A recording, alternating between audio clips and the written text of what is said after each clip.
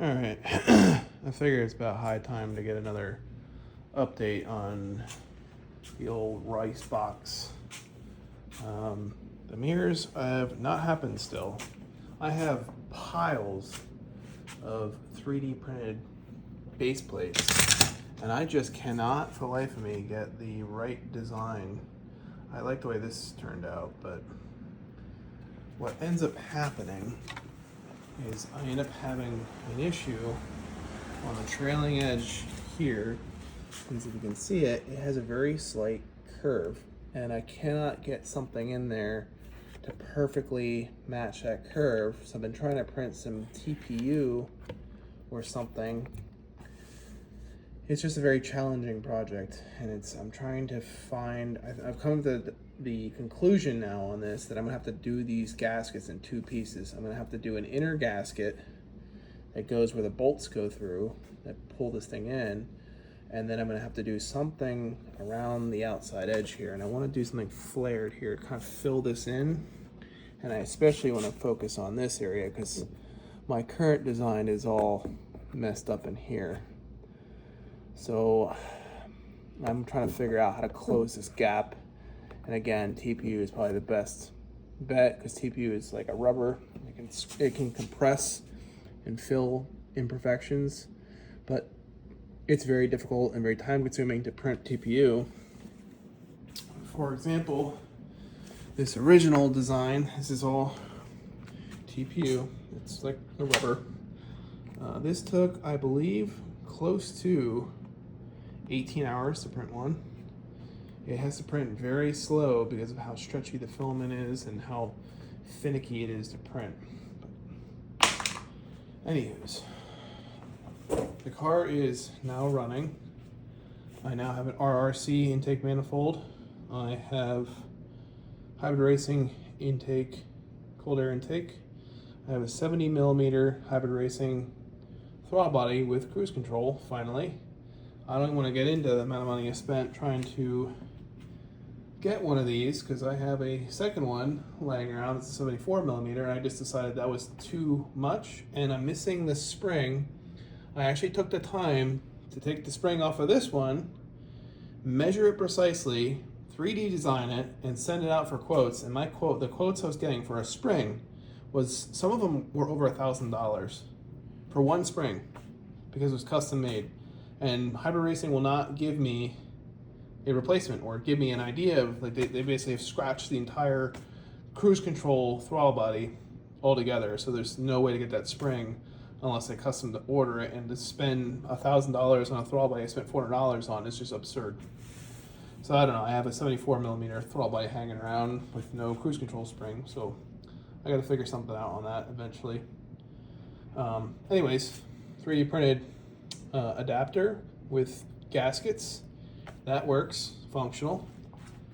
I have printed a few of these. I printed one of these for a friend that tracks his K24 swapped S2000, and it has been holding up the track days. Granted, he said it has started to warp slightly, but I'm not super worried about that because I think that was made out of PET carbon fiber, and I can step up to nylon carbon fiber, and that will, if the PET carbon fiber is barely warping after a whole season of tracking, I don't think we're gonna have a problem with the nylon.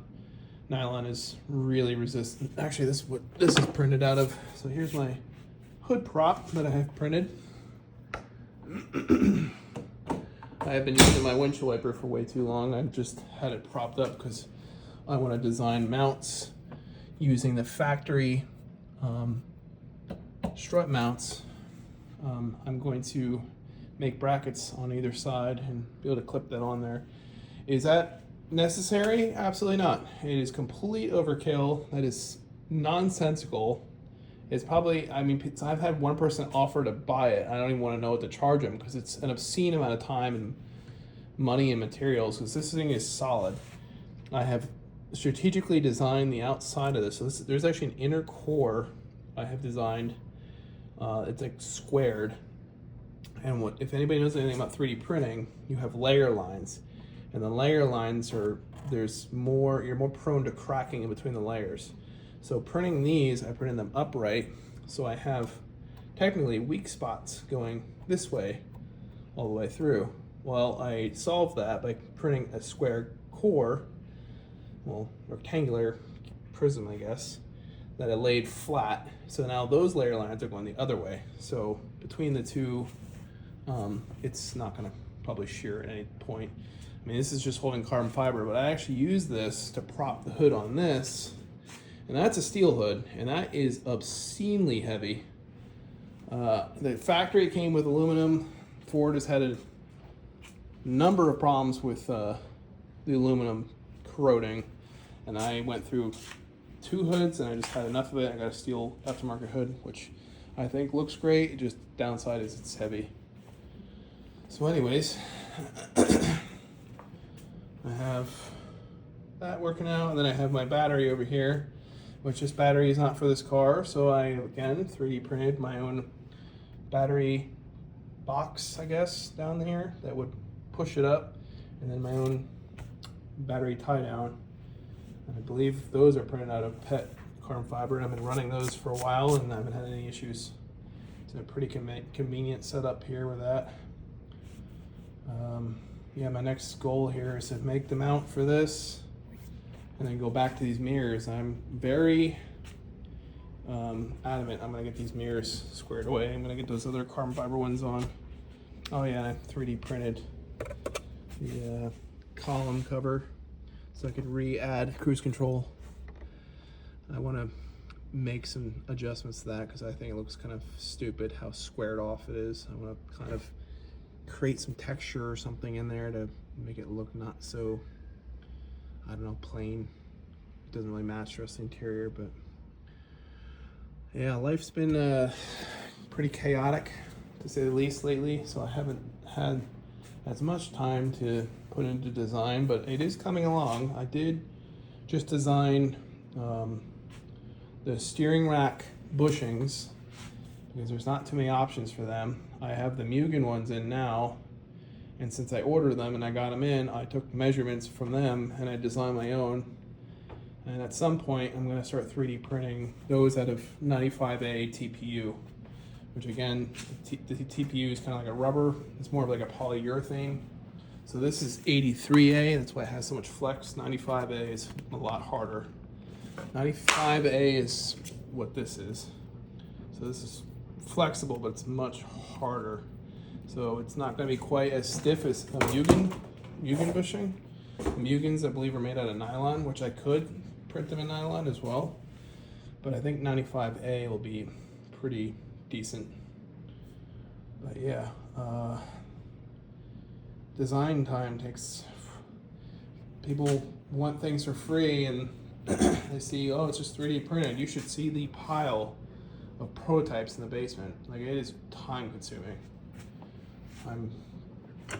I got all these parts laying around because I've made them and then I've had to make them again because there's something small that I forgot or don't really find myself happy with. So I think people need to take into consideration how much time goes into this 3D printing stuff. And I know there's a lot of files out there for free, and I actually share mine as well.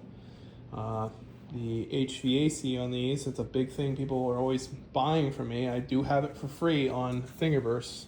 There's a linkage in there. There's a plastic linkage under the dash, which if you're watching this, you've probably accidentally seen my other video on that. But that linkage breaks all the time and nobody makes it.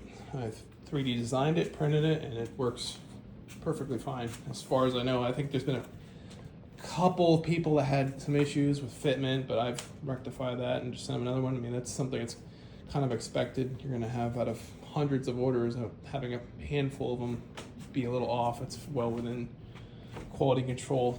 But I've also created a quality control system for that as well. I've pulled the entire system out of a car from the junkyard so I can test fit it in the basement and make sure that they're all good going out, so I don't have any more of those issues. Now the only issues I have are USPS losing packages, which again, that's pretty rare.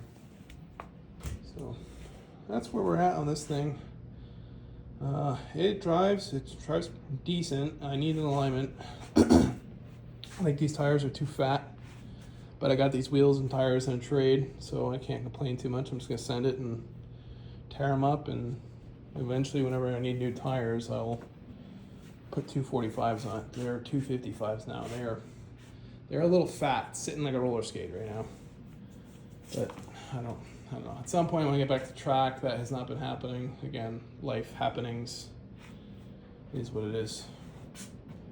Probably get this thing retuned at some point too, and I'll be curious to see if I pick up any power with different manifold, different intake, different throttle body. I think it'll probably, I don't know, 5 horsepower maybe. That's something. The cost to horsepower ratio is probably not great, but whatever.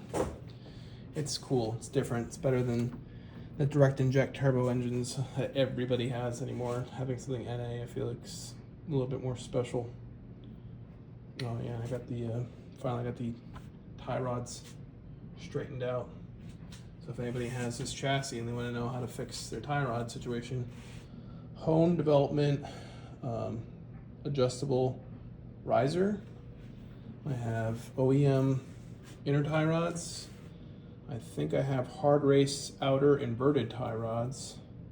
And then I have currently extended ball joints. I think they're Buddy Club, which they're not ideal because for the longest time they weren't including a snap ring. I believe this is the one that doesn't have a snap ring, so I'm keeping a careful eye on that because they are known to push themselves out over time. But I think for just getting the geometry where I want it to be, that seems to be working out fine. I'll replace them again later. That's about it. 11-minute video. I will hopefully my next one I'll have the carbon fiber mirrors on and I'll have the design complete. That's the goal at least. So all right.